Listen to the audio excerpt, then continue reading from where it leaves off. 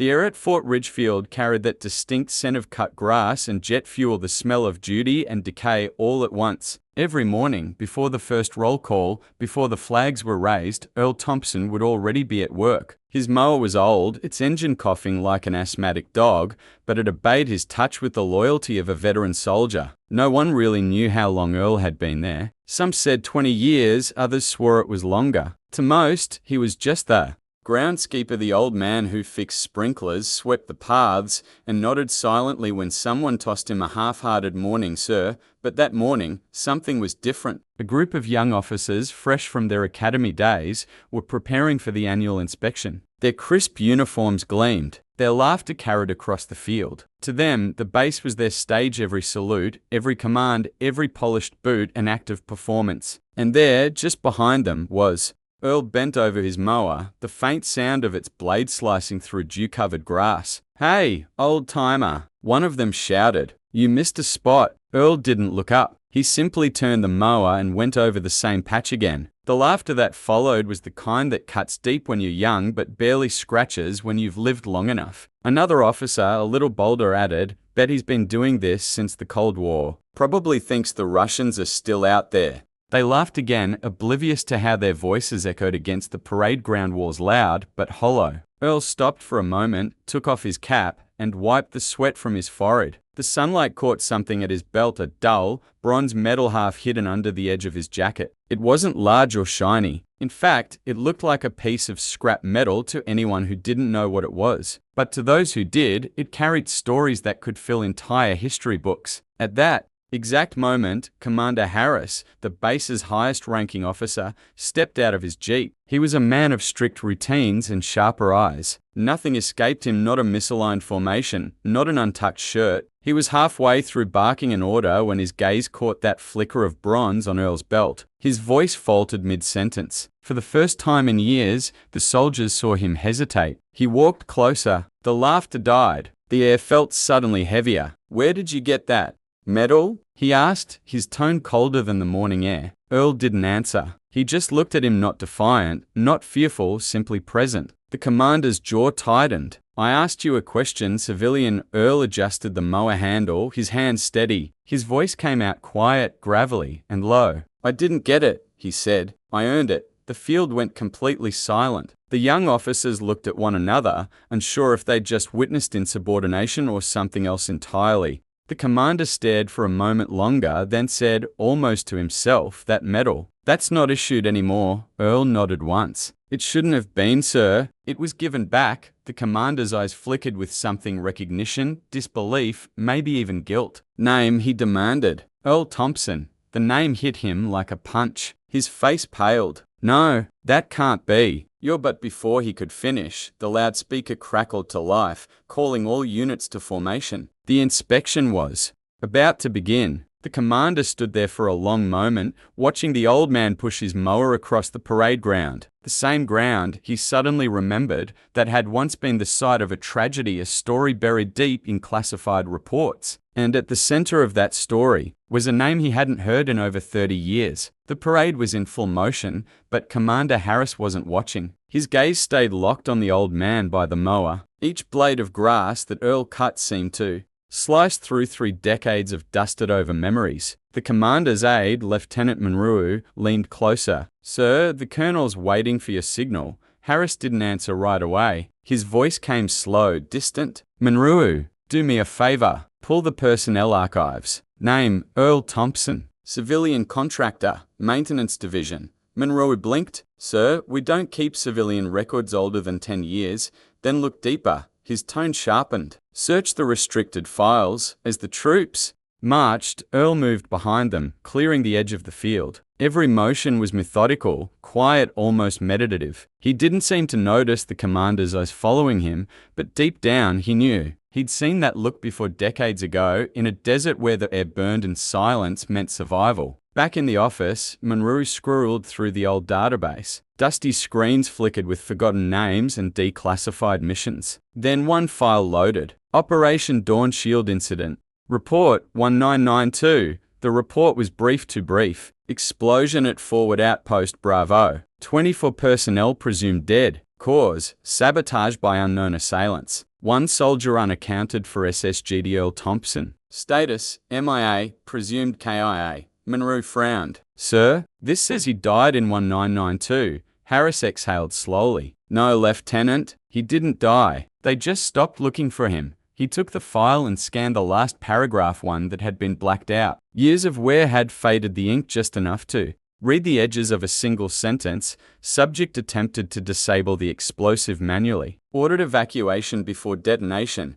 Harris felt the weight of it settle on his chest. He remembered that day, the heat, the screams, the fireball that swallowed the outpost, and the radio voice that had come through, steady amid chaos, tell the boys to run. I'll handle it. That voice had been Earl's, and it had gone silent right after the blast. Outside, the inspection concluded. The soldiers dispersed, still whispering about how the commander had frozen earlier. Earl was already back by the tool shed, coiling a hose. He could feel the tension from across the yard, the kind of attention he'd spent a lifetime avoiding. The commander approached, boots echoing on the concrete. Why didn't you tell anyone you were alive? He demanded. Earl looked up, the lines in his face catching the afternoon sun. No one asked. That's not good enough, Harris snapped. You could have had a full pension, a ceremony, recognition. Earl smiled faintly, shaking his head. Ceremonies don't fix ghosts, sir. Harris took a step closer. That medal on your belt, it's the Distinguished Service Cross. You were listed as missing when they gave it to you. Then your name disappeared from the rolls. Why keep it after all these years? Earl's eyes softened. Because it doesn't belong in a drawer.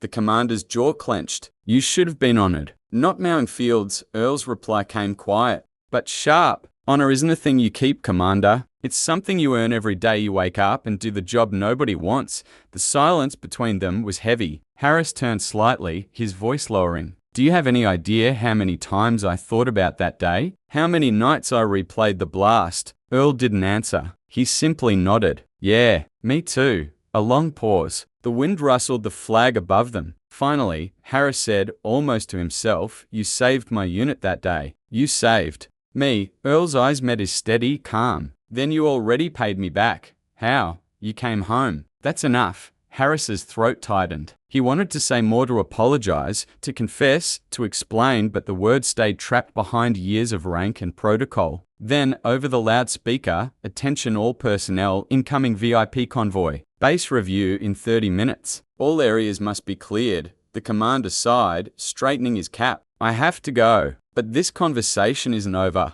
Earl nodded once. It never is, sir. As Harris walked away, Earl picked up his mower again. The machine sputtered, coughed, then roared to life. Its steady hum filled the empty space between them, erasing everything words could end. Single quotes. By the time the VIP convoy rolled through the main gate, the base looked spotless. Rows of soldiers stood at attention, boots aligned, uniforms crisp. The parade ground shimmered in the heat, the grass freshly cut, each blade even, precise, almost surgical in its perfection. Only one man wasn't in formation. Earl Thompson stood quietly at the far edge of the field, wiping grease from his hands. He could hear the rhythmic thud of marching boots and the distant murmur of command voices, but to him, it all sounded like background noise, echoes of a life he'd already lived. Commander Harris, positioned front and center, adjusted his cap as the general's car approached. He hadn't slept much the night before. That old file from 1992 still sat open on his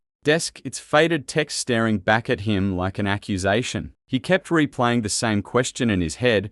What kind of man survives hell and chooses to live invisible? The car door opened. General Wexler, silver-haired and sharp-eyed, stepped out. Commander Harris, he barked, let's see this model base of yours. Yes, sir, Harris replied, voice crisp, posture perfect. But his eyes flicked just once toward the figure at the far end of the field. As the general walked the line, inspecting each division, he suddenly frowned. What's that man doing over there during inspection? Harris hesitated. Civilian maintenance, sir. Groundskeeping. During a VIP review. Wexler's tone sharpened. Unacceptable. Bring him here. Harris felt a knot tighten in his chest. He motioned to a young lieutenant. Fetch the groundskeeper. Earl didn't resist. He turned off the mower, removed his gloves, and walked slowly toward the formation. His steps were steady, unhurried, as though the weight of every eye meant nothing to him. When he reached the front, the general glared. Name, Earl Thompson, sir. Position,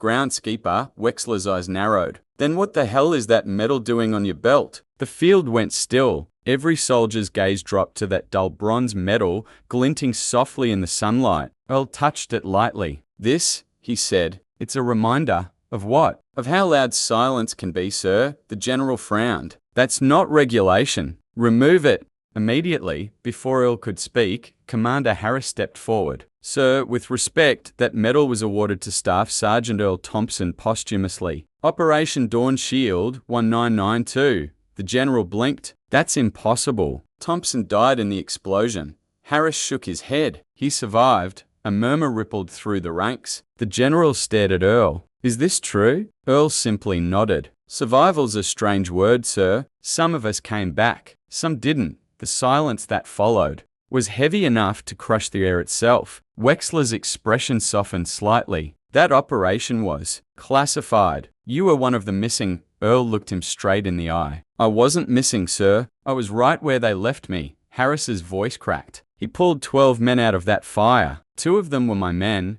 The young soldiers glanced at each other, the same ones who'd laughed at the old man a day before. Their faces were pale now, eyes wide. General Wexler exhaled slowly, then turned toward the assembled troops. Men, he said, his voice firm but heavy, the man standing before you did what most of us couldn't. He faced the fire alone and saved lives that were never recorded. You've all saluted me today, but the one you should salute is him. There was a heartbeat of silence. Then, as if guided by something deeper than command, every soldier raised their hand in perfect unison. Earl didn't move at first. His lips parted slightly, a flicker of something between. Disbelief and humility crossed his face. Then, slowly, he removed his cap. Gentlemen, he said softly, the only salute worth giving is the one you live by. The general took a step forward. Mr. Thompson, on behalf of the United States Army, I want to personally. Earl interrupted gently. No need, sir. The grass will keep growing. Someone's got to cut it.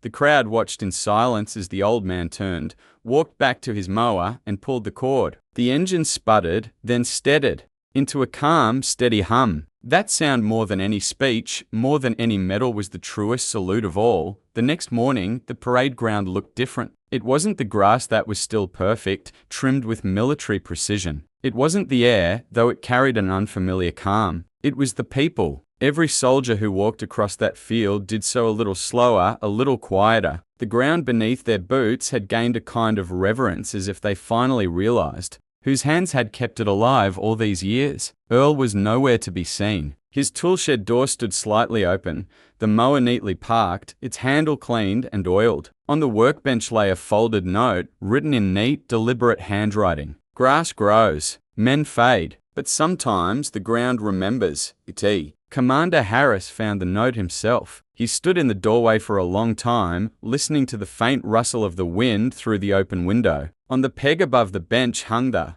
old bronze medal, the same one Earl had worn on his belt. A thin string looped through it, tied carefully, like it was meant to stay behind. Monroe appeared behind him. Sir, the men are asking if we should try to find him. Harris didn't look up. No, he said quietly. He's been found enough times already. He stepped outside, the morning light sharp and golden. The field stretched before him, endless, peaceful, familiar. He remembered that day in the desert 30 years ago, the flash of heat, the explosion, and the voice on the radio telling him to run. For years, he had thought that voice died with the blast. Now he knew it had simply gone quiet. That night, the commander ordered a small plaque placed at the edge of the parade ground. It didn't mention ranks or medals or wars. It simply read, this field was tended by Earl Thompson. He kept it alive. No ceremony, no speeches. Just a small gathering of men who stood in silence as the sun went down, hats in hand. A week later,